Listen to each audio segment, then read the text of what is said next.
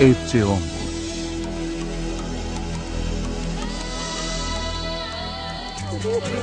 Distribuição Sinapse.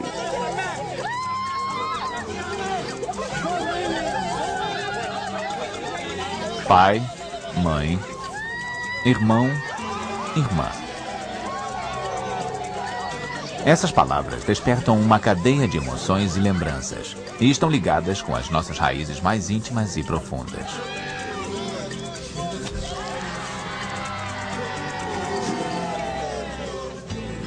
Família. Versão brasileira, Áudio News.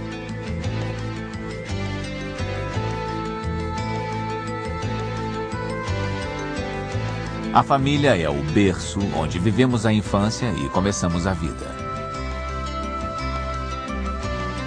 Ela pode ter sido grande ou pequena. Pode ter compreendido só os pais ou incluído avós e tios. Mas a família é sempre o palco dos momentos mais marcantes da vida de uma pessoa.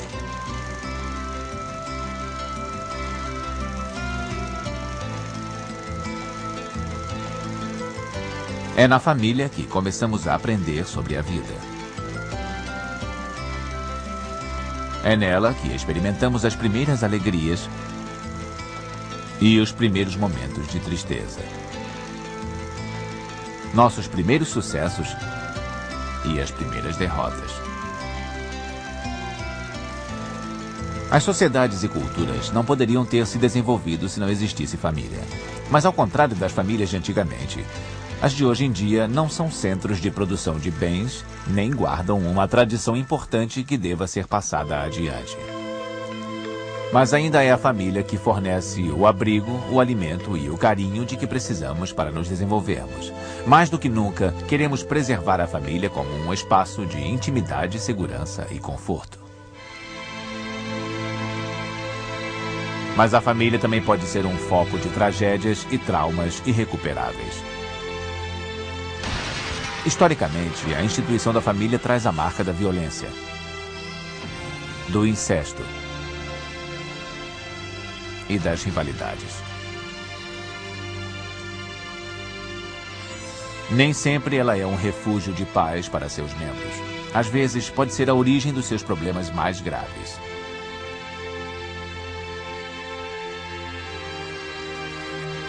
Ao longo dos séculos, a família passou por transformações radicais, principalmente nos anos mais recentes. Em quase todos os países, a taxa de divórcios está em elevação. Famílias comandadas por apenas um dos pais são cada vez mais comuns. Há um número cada vez maior de famílias reorganizadas e casais de homossexuais estão lutando pelo direito à adoção. As mulheres brigaram pelo direito ao aborto e, paralelamente, pelo direito à inseminação artificial.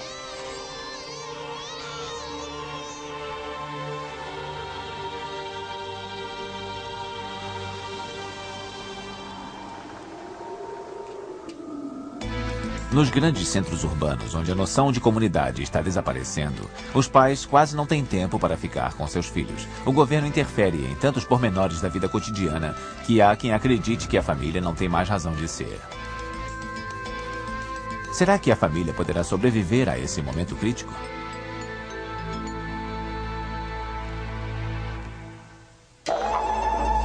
E assim surgiu a família.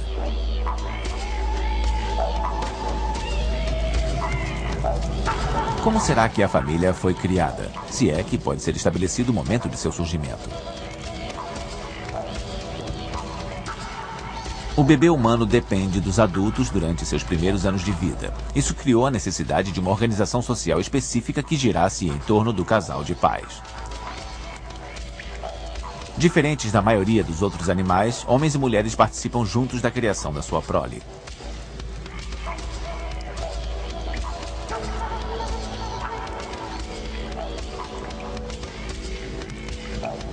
Mas as diferenças entre os papéis de um e de outro devem ter aparecido desde os primórdios da humanidade.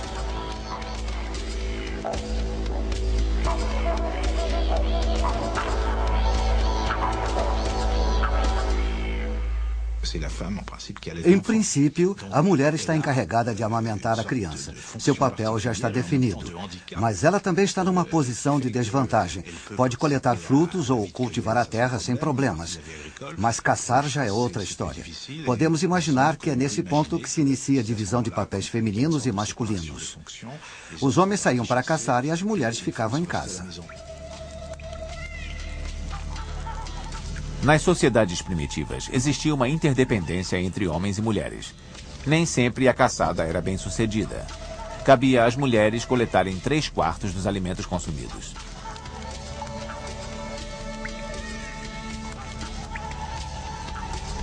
Isso prova que as famílias com renda combinada existem desde a pré-história.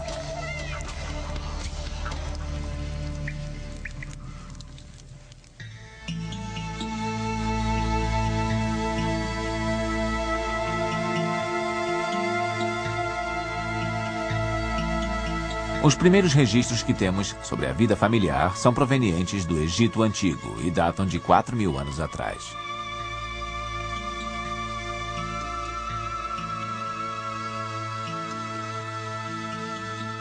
Os egípcios se organizavam em pequenas famílias. Nossa noção de família envolve muita gente, como tios, primos e outros parentes. Mas, basicamente, a família egípcia era a nossa família nuclear, formada pelo casal e por seus filhos. Às vezes, o grupo podia acolher uma mãe ou avó, um outro parente solitário ou uma irmã solteira vivendo na mesma família. Mas a base era igual à nossa. O casamento se oficializava quando a mulher entrava na casa do marido. Dessa forma, dizia-se que o jovem havia tomado uma esposa. O casal costumava ter 4 a 6 filhos, mas por causa dos altos índices de mortalidade infantil, raramente sobreviviam mais de 3.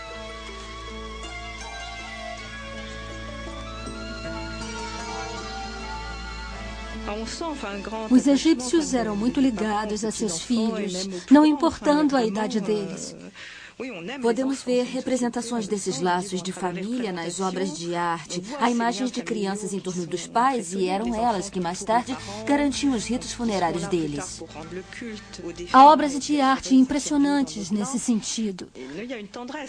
Akhenaton e sua esposa Nefertiti tiveram 6 filhas. Todas elas aparecem no colo dos pais nas esculturas. E há até a imagem de uma pequenina agarrada ao brinco da mãe. É uma cena comovente que nos ajuda a compreender como era a vida em família dos egípcios.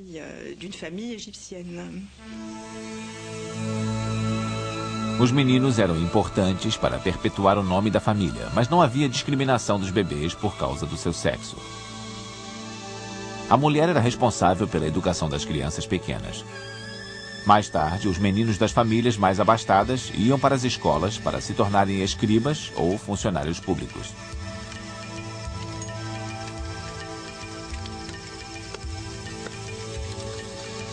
Outros se tornavam aprendizes do pai ou de um tio para aprenderem um ofício. Mas a imensa maioria ia trabalhar no campo como lavradores, como seus pais.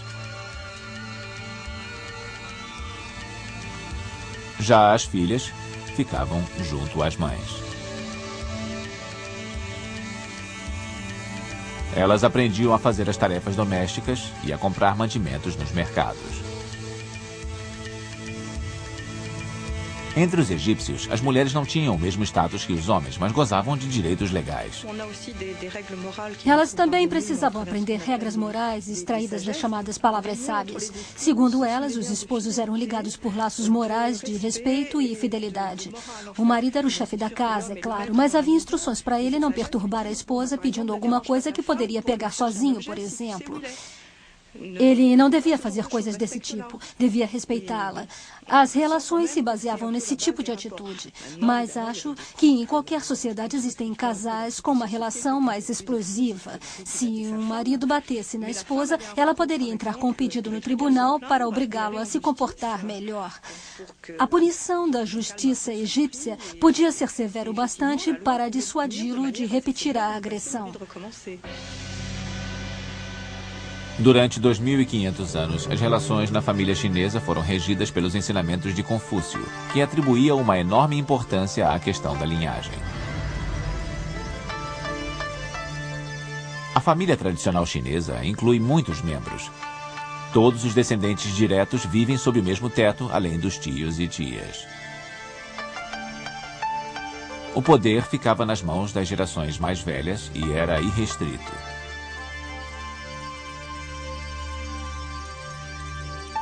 Desde muito cedo, os meninos aprendiam a ser dominadores e as meninas aprendiam a ser humildes e subservientes.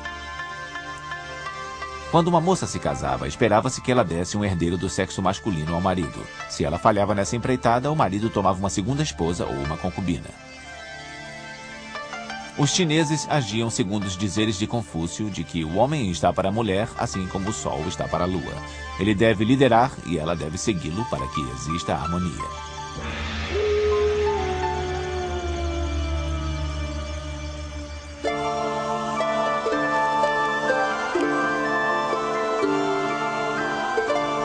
Em Roma, a palavra família designava todas as pessoas que viviam sob o mesmo teto. Isso incluía pais e filhos, é claro, mas também os servos e as concubinas do chefe da casa.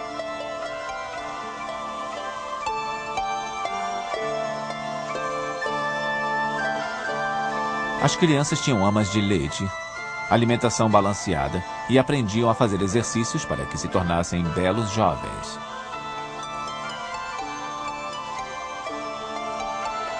O pai tinha todos os direitos, inclusive o poder de decidir sobre a vida e a morte de seus filhos.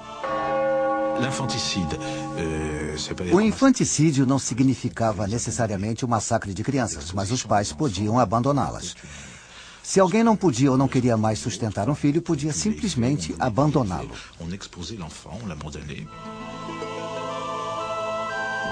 Por outro lado, a adoção era uma prática comum entre os romanos.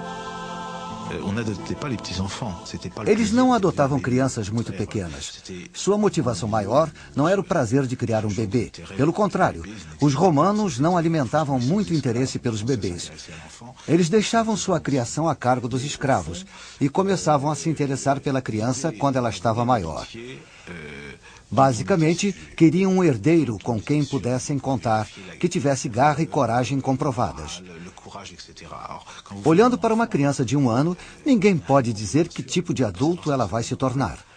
Mas escolhendo uma maiorzinha, a possibilidade de se enganar no julgamento de seu caráter é menor.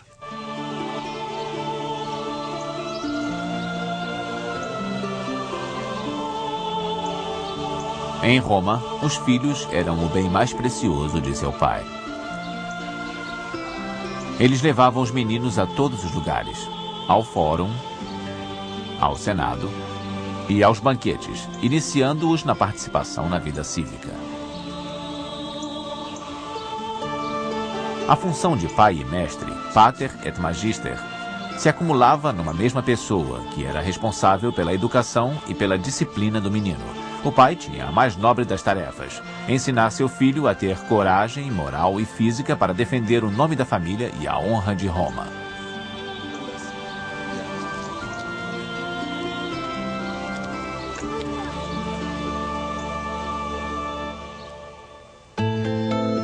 Nossos ancestrais.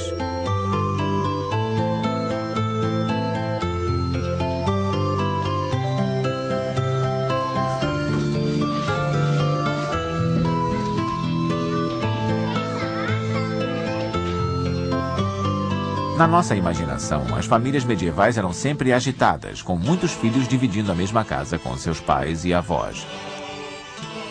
Mas essa imagem não reflete muito bem a realidade.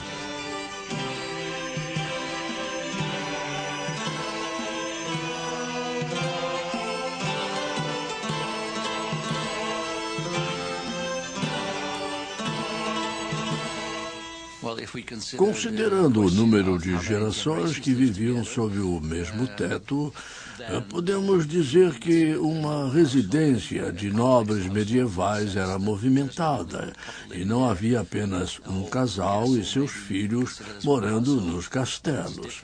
Mas a situação era diferente entre a população mais pobre. Os estudiosos já descobriram que entre os plebeus na Europa, a existência da família nuclear com apenas um casal e seus filhos morando na mesma casa casa remonta ao século VIII. A história mostra que quando o Estado enfraquece, as famílias tendem a se fortalecer. Na Idade Média, uma família inteira não hesitaria em se envolver numa vingança contra uma ofensa cometida a um de seus membros. As famílias precisavam se proteger sozinhas e os conflitos eram necessários para solucionar desavenças. Temos um exemplo acontecido na cidade de Ghent no século XIV. 2 irmãos tiveram um terceiro raptado e saíram no encalço não do sequestrador, mas de alguém que fosse de sua família. Quando acharam um sujeito com o mesmo sobrenome, eles o mutilaram, pensando que fosse um parente do raptor. Quando o tribunal local provou que o sujeito não era da mesma família, embora tivesse o mesmo sobrenome, os agressores só precisaram pagar a ele uma indenização. Esse tipo de situação era considerado um erro desculpável. A Idade Média foi a época das vendetas e também de guerras, surtos de fome e epidemias. A família estava exposta a ameaças constantes.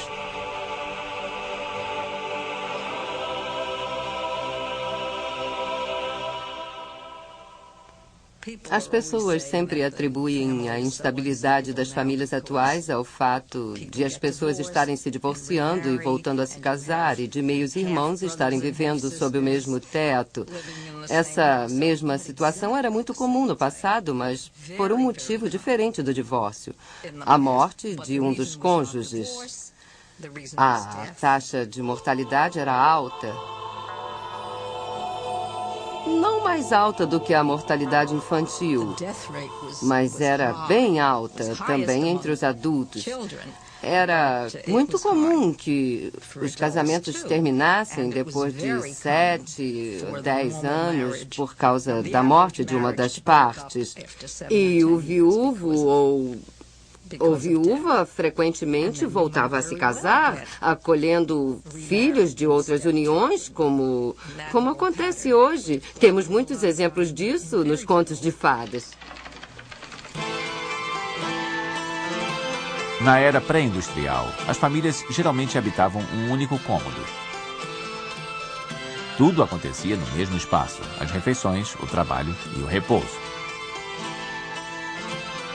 Os servos faziam parte da família, ajudando com as tarefas domésticas e cuidando das crianças.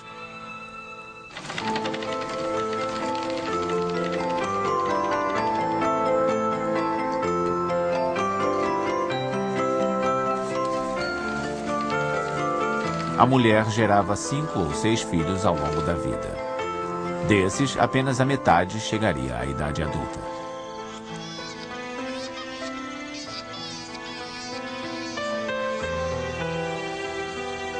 Mesmo assim, os pais algumas vezes abandonavam o filho. Eles o deixavam a cargo de uma instituição religiosa, colocando o bebê no mecanismo chamado caixa giratória ou roda instalado nos muros dos conventos.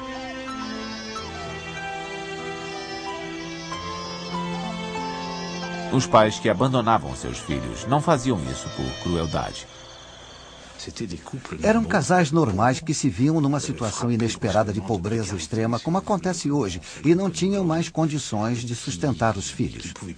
E eles achavam que esse era o propósito das instituições, cuidar das crianças lá deixadas. Alguns pais deixavam as crianças na esperança de poder voltar para buscá-las um dia. Costumavam deixar um bilhete junto a ela, ou uma marca de identificação. Mas a taxa de mortalidade era altíssima. Em Paris, 90% dessas crianças morriam em menos de um ano.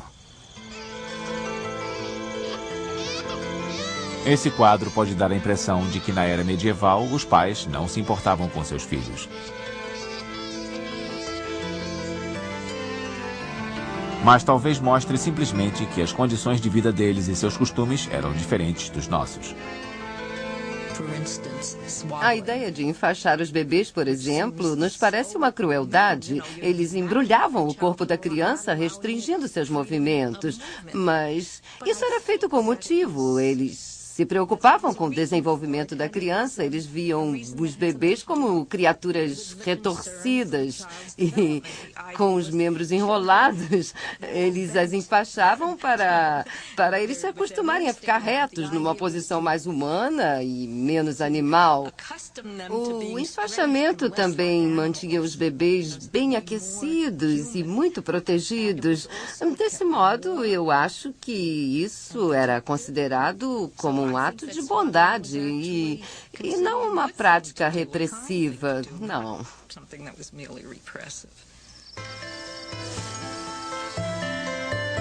Até a Revolução Industrial, cada família era um pequeno núcleo de produção.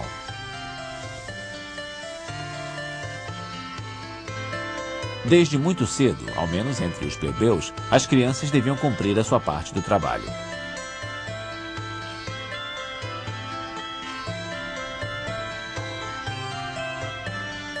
Quando chegavam à adolescência, a maioria ia trabalhar na casa ou nos campos de outra família, mesmo que a sua também fosse precisar contratar servos. Essa prática de troca de adolescentes era comum mesmo nas famílias mais humildes.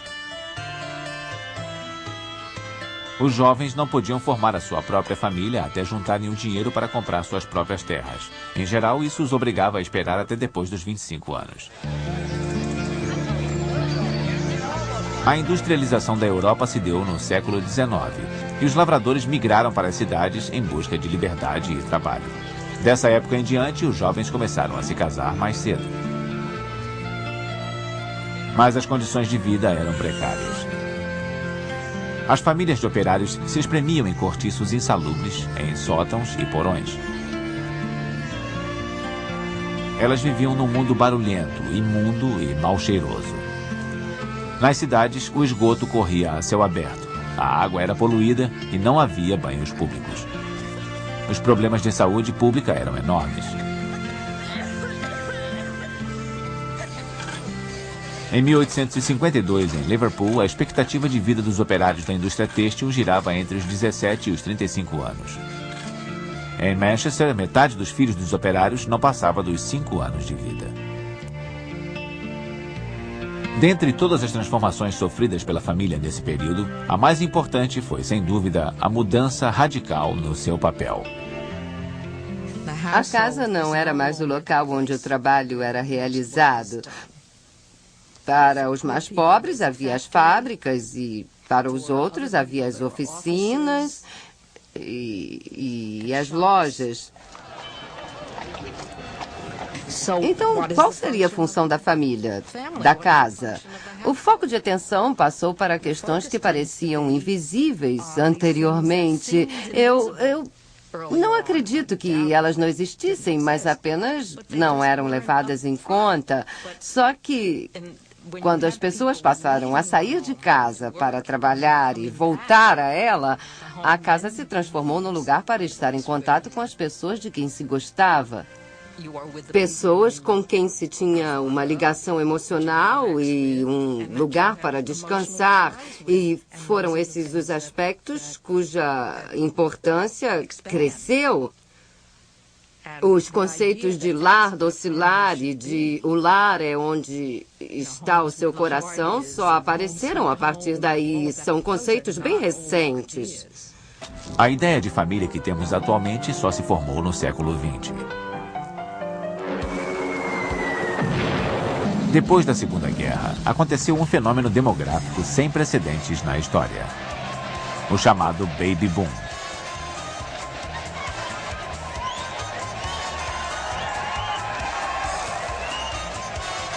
Entre 1946 e 1964, as famílias americanas tiveram mais filhos do que nunca, num fenômeno que atingiu todos os países ocidentais.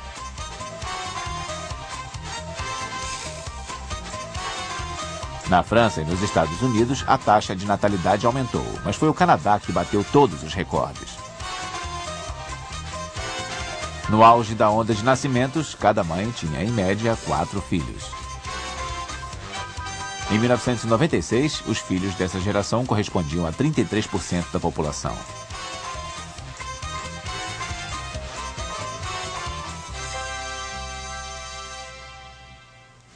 Nos anos 50, os casais desejavam ter mais filhos e, ao mesmo tempo, passaram a prestar menos atenção aos métodos contraceptivos.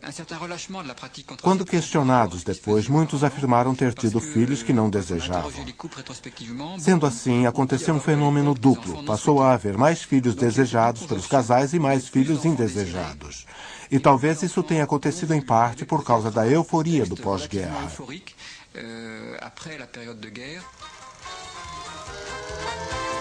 O declínio da mortalidade infantil, a ampliação da expectativa de vida e o aumento no número de casamentos criaram uma situação inédita. Nessa época, um número recorde de crianças foram criadas em famílias estáveis com ambos os pais. Esse modelo de família, uma exceção na história da humanidade, ainda representa o ideal para muitas pessoas no mundo inteiro.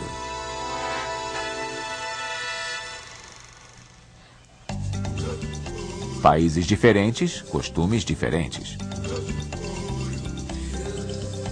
Eu tive 12 filhos. 6 garotos e 6 meninas. Edith, Ginette, Diane. Na minha família temos 6 avós e 6 avós, contando com os meus e dos meus 3 meus-irmãos. Na nossa família, nós temos 2 filhos e mais a minha mãe Rosa, que é a avó dos meninos. São 21 netos. Sylvain, Martin, Pierre. Nós dividimos a mesma casa. Nossa família é unida. Não, nós moramos juntos. Nascemos na mesma família. Mas somos uma família. É. São 2 pares de gêmeos, um de gêmeos idênticos e outro não, vindos de 2 mães, que não são idênticas. Eu tenho pai e mãe, mas eles não moram na mesma casa. Desde que Charles chegou, somos uma família. As famílias atuais têm mais de uma cara e elas estão em constante mutação.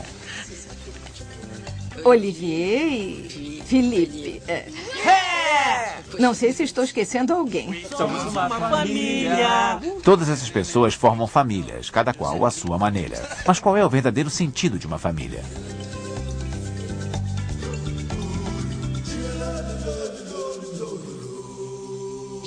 A meu ver, o que dá sentido à família é o cotidiano vivido com dignidade.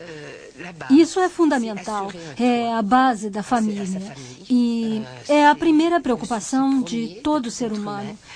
Estar protegido do frio, do vento e do calor. Família é prover o alimento, é não querer ver um filho chorar de fome, é viver verdadeiramente cada dia que se tem e ir dormir satisfeito. Eu acho que essa é a grande base da humanidade. E é o que todas as famílias do mundo buscam.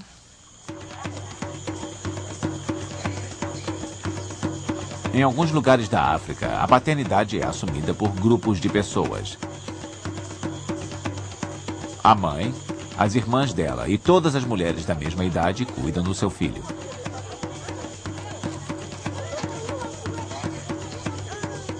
Da mesma forma, o pai, seus irmãos e todos os seus amigos são considerados pais da criança. Nas famílias de casamentos polígamos, muitas vezes ninguém sabe dizer ao certo quantos membros compõem a unidade familiar. Eu perguntei às mulheres quantos filhos elas tinham e nenhuma sabia dizer. Elas não se importam com os números, mas eu queria saber. Então resolvi perguntar o nome das crianças. Sentei com a primeira esposa e disse: vou anotar os nomes de todos os seus filhos. E ela perguntou: você quer saber os nomes dos que morreram e dos que estão vivos? Eu fiquei um pouco constrangida, é claro, mas falei que queria o nome de todos eles, dos vivos e dos mortos. Ela começou a enumerar todos e fui descobrindo quando as crianças haviam morrido. Todas elas tinham 2 filhos que haviam morrido antes dos 2 anos de idade. Foi através dessa listagem que eu descobri que o chefe daquela família era responsável por prover alimento para 38 pessoas 3 vezes ao dia. E ele não tinha a menor noção de que era tanta gente.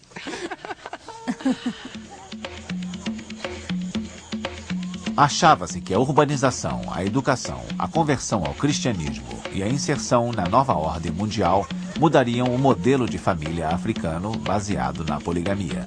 Mas ele sofreu apenas uma adaptação. Há chefes de família que continuam tendo mais autoridade do que o Estado.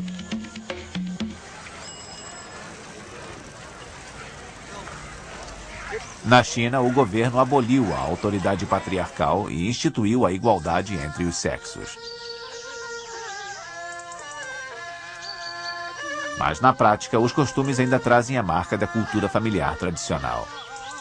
A medida mais restritiva adotada pelo governo chinês é a política do filho único. Os casais que têm mais de um filho precisam pagar impostos mais altos e correm o risco de perder o emprego. Eles violaram a lei e tiveram um menino. Pagaram por sua rebeldia trabalhando nos campos e tiveram um custo financeiro maior. Mas eles viam isso tudo como um pequeno preço, pois ter um menino era o mais importante segundo a tradição. Na China, ter um menino é garantir a produção de um herdeiro para perpetuar o nome da família. E é o menino que deve cuidar dos pais.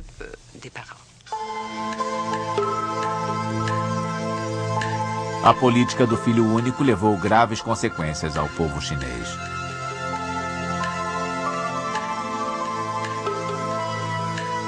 A cada ano, 1 milhão de meninas são dadas como desaparecidas. Quando não são simplesmente abortados durante a gravidez, os bebês do sexo feminino são mandados a orfanatos, onde podem morrer por falta de cuidados.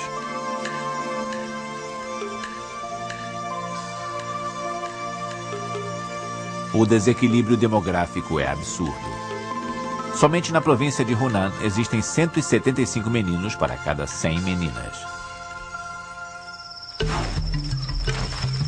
Em certos países do Caribe, fica mais fácil compreender a fase de instabilidade que a família atravessa se compararmos com a situação que havia no passado. Eles chegavam como escravos e não tinham permissão para constituir família. Ninguém lhes dava casas que pudessem chamar de lares. Os senhores colocavam as mulheres para um lado e os homens para o outro. Eles podiam se encontrar nos canaviais e gerar filhos, mas eram sempre as mulheres que cuidavam desses bebês. Hoje não há mais escravidão, mas muitas mulheres se veem sozinhas na tarefa de criar filhos que tiveram de diversos homens diferentes. Oficialmente existem 4 estados civis para os homens caribenhos: solteiro, casado, divorciado ou visitante esporádico.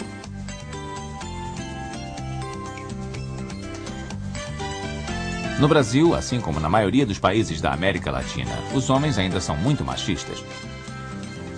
Eles se consideram os chefes da família e esperam ser tratados desta maneira. As mulheres, pouco a pouco, vêm conquistando seu espaço, mas na maioria das vezes são as únicas responsáveis pela criação dos filhos e ainda recebem salários menores do que os homens.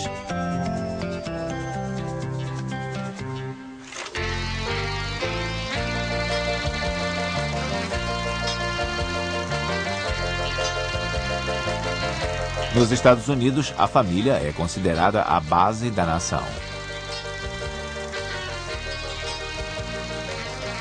Ela é vista como um núcleo de consumo e, por isso, é vital para a economia. Ela também é a força vital do país, já que cuida da formação do caráter dos cidadãos do futuro.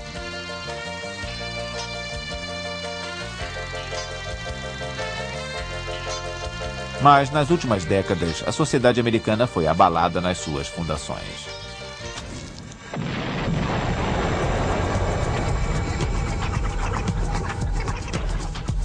Nunca houve tantas pessoas vivendo sozinhas. Homens e mulheres têm se casado mais tarde e, uma vez casados, tendem a se divorciar mais. Segundo as últimas estatísticas, desde 1995, 1 em cada 2 casamentos termina em divórcio nos Estados Unidos. Hoje, as famílias tendem a ser menores do que antigamente. As mulheres têm menos filhos e estão engravidando mais tarde. Desde 1972, a taxa de natalidade nos Estados Unidos não é suficiente para repor a população existente. Além disso, existem cada vez mais famílias com apenas um dos pais presente. Isso se deve aos divórcios, é claro, mas também é uma consequência do número cada vez maior de mulheres que optam por ter seus filhos sozinhas. Hoje, 1 em cada 4 famílias tem apenas um dos pais, e em 9 em cada 10 casos, quem está presente é a mãe. Essa nova realidade está provocando desconforto na sociedade americana. Há quem tenha a impressão de que as famílias de hoje não estão educando a juventude do país da forma mais adequada.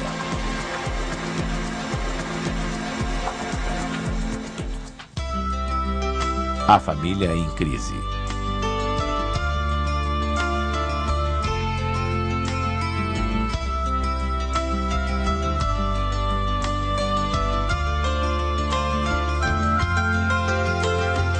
Desde que surgiram métodos eficazes para o controle da natalidade no Ocidente, a atitude das pessoas quanto ao amor e ao sexo se modificou. As pessoas passaram a fazer uma distinção entre sexualidade e reprodução.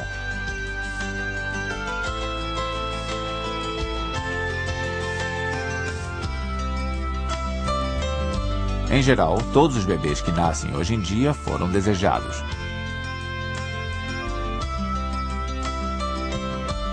Mas se ter filhos não faz mais parte da ordem inevitável das coisas, a questão é: de onde vem o desejo de ter filhos?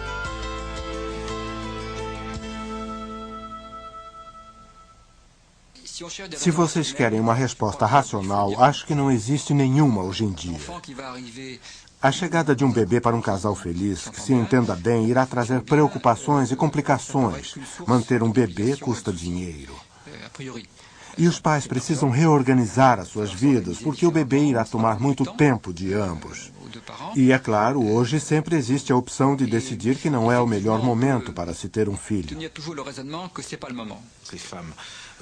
Primeiro, as mulheres querem concluir a sua educação, aprender uma profissão. Até aí elas podem se casar ou não, mas quase todas decidem deixar os filhos para mais tarde. Então, quando começam a desejá-los, já estão prestes a passar da idade de tê-los, porque a fertilidade diminui com o tempo. O problema é esse. Mas examinando mais de perto a questão, vemos que as pessoas querem um herdeiro que leve o seu nome adiante. Portanto, existe uma necessidade pessoal a ser levada em conta, além da responsabilidade pessoal de cuidar de uma criança abandonada. As pessoas sentem uma necessidade de produzir uma extensão de si através de outra pessoa, de passar adiante o sopro de vida que receberam. De rendre au fond la vie qu'on vous a donnée.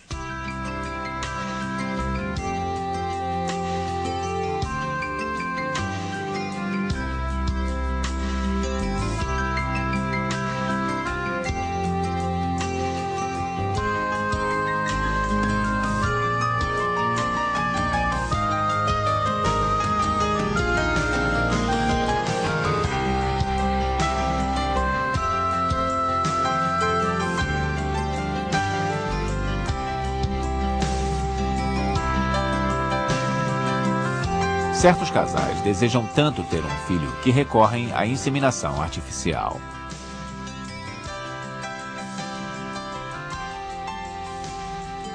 Ou optam por uma prática milenar, a adoção.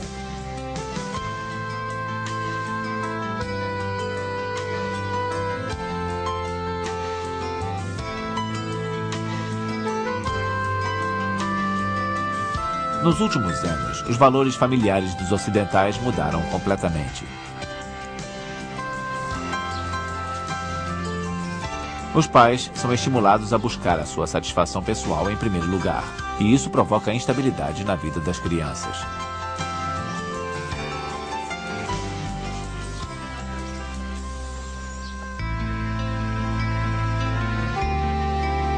No passado, os filhos reclamavam que o pai trabalhava o tempo todo, só estava presente na hora das refeições e que não os compreendia.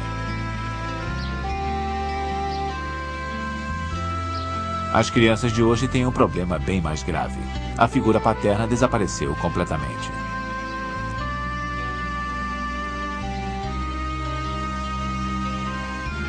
Quando um casal se separa, o pai precisa redefinir a sua relação com os filhos. Certos pais, ao ver a autoridade ser passada à figura materna, rompem os laços com os filhos, fugindo assim de suas responsabilidades. Em famílias de pais separados, apenas uma em cada 6 crianças vê o pai uma vez por semana. Quase a metade delas só vê o pai nos feriados de final de ano.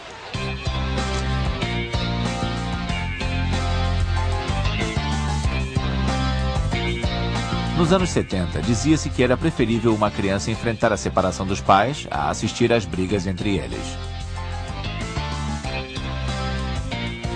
As pessoas achavam que os filhos de pais divorciados poderiam superar esse problema sem maiores traumas.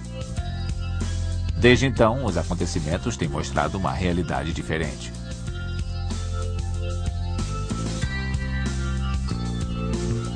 Muitas mães solteiras americanas não são apenas pobres, mas dependentes de auxílio do governo para sobreviver.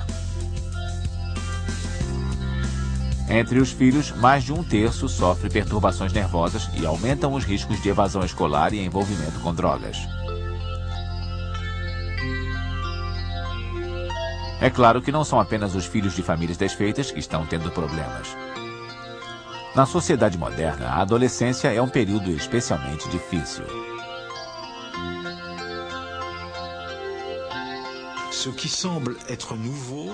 A novidade é esse estágio intermediário, em que o jovem já quase atingiu a maturidade física e completou em grande parte o seu desenvolvimento psicológico, mas continua legalmente dependente dos pais e não goza de autonomia social. O adolescente continua sob a influência dos pais. Essa é uma característica da modernidade e talvez tenha a ver com a demora na entrada para o mercado de trabalho. E esse fenômeno tende a se agravar com o aumento do desemprego. Se développer considérablement, en plus avec le chômage.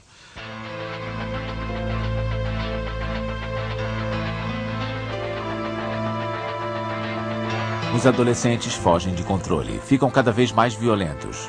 Formam gangues que aterrorizam a vizinhança e cometem delitos graves. Mas o sinal mais revelador dos problemas da adolescência é a taxa de suicídios nessa faixa etária. Em certos países desenvolvidos, ela chega a bater recordes. Ao procurar explicação para essa fase problemática, é preciso lembrar que a autoridade dos pais tem sido profundamente abalada nos últimos tempos.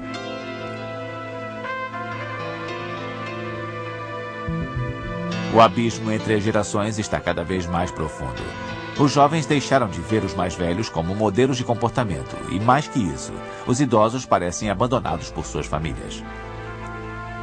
Embora a tragédia dos avós abandonados pela família nos asilos seja muito presente, precisamos tomar cuidado para não formar uma imagem idealizada do passado.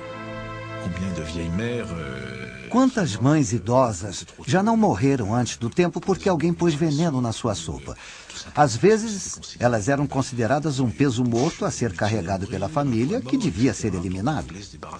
Acho que isso também contribui para o desejo de independência dos idosos. Alguns preferem viver em instituições pagas por eles mesmos, sem dependerem de ninguém. Mas isso também mostra um declínio do sentido de solidariedade entre as gerações.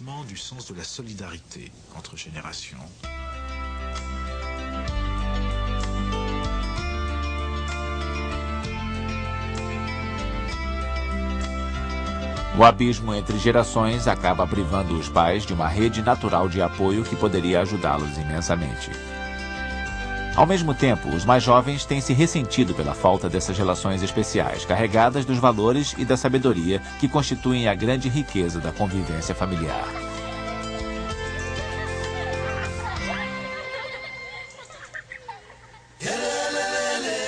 Múltiplas famílias.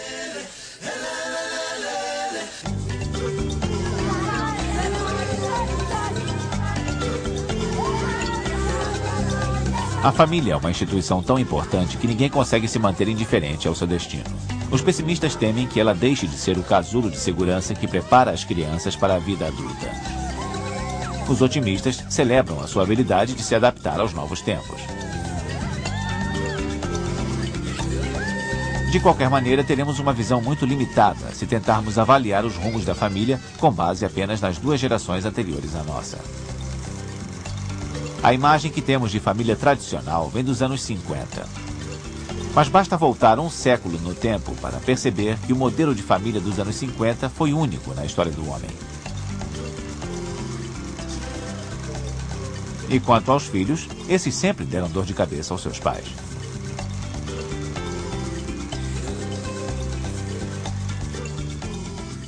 Fonte de problemas? Sim. E já se sabia bem que os adolescentes tendem a gerar mais problemas do que as crianças pequenas. E nós sabemos bem por quê. Adolescentes conseguem fazer coisas que as crianças não podem. Eles são mais fortes, podem beber, podem se meter em brincadeiras mais violentas e arrumar problemas com as garotas. Os pais sempre estiveram cientes de tudo isso e de que os adolescentes tendem a se ressentir do rigor com que eles são criados e tendem a se rebelar também. A rebeldia da juventude não é nenhuma novidade. Em todas as épocas, as pessoas dizem que os jovens são terríveis e que eles não respeitam os mais velhos. As pessoas diziam isso no século XII, no século XVI e no século XIX. As pessoas dizem isso em todas as épocas. Também no caso das famílias com apenas um dos pais, a visão histórica nos dá uma perspectiva completamente diferente.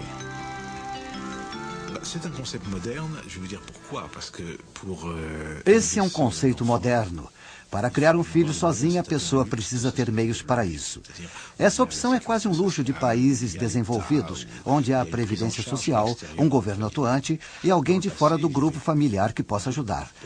No passado, muitas mulheres tinham filhos ilegítimos ou ficavam viúvas, mas eram feitos todos os esforços para que elas pudessem se casar outra vez.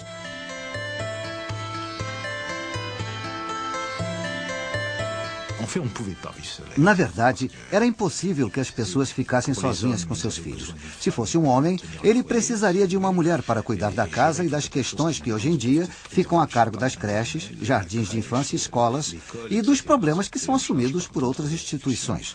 Se fosse uma mulher, ela não teria proteção suficiente para criar um filho sozinha. No Ocidente, o Estado assumiu parte dos encargos que antes cabiam à família. Embora já haja um número bastante grande, novas creches não param de aparecer e cada vez mais profissionais conquistam o direito à licença maternidade. Além do apoio do governo, a comunidade também oferece ajuda na forma de grupos de avós, por exemplo, que se oferecem para substituir as relações familiares verdadeiras.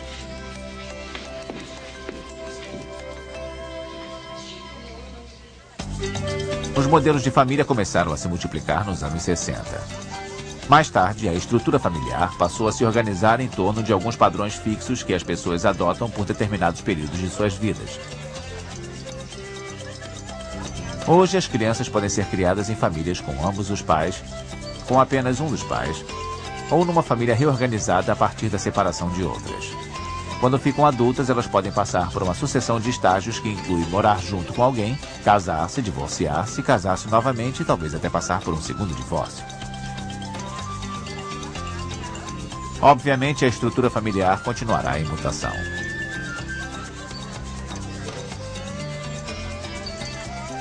Considerando todos os aspectos, afeto e distanciamento, estabilidade e mudanças, presença de muitos pais ou de pais de menos, como poderíamos encontrar uma definição única para a família?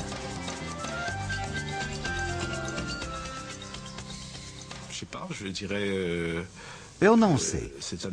Eu diria que é um espaço especial, privilegiado, onde criamos laços que não temos com ninguém mais. Sendo assim, é um refúgio das agruras do mundo, dos absurdos da vida. Pode ser o melhor dos lugares, ou o pior deles. É uma trama de ódios, paixões, vinganças e lembranças que podem sempre despertar ressentimentos. É uma mistura do que há de melhor e de pior na essência da condição humana.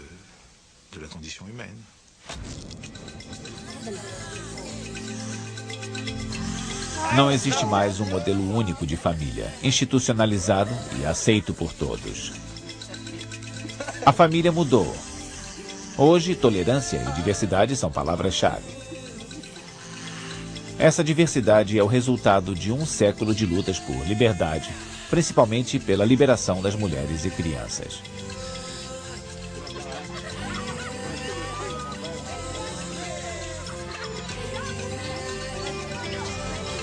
Se examinarmos a fundo, veremos que a nova ética da família é baseada em valores muito semelhantes aos que regem a estrutura familiar desde o início dos tempos.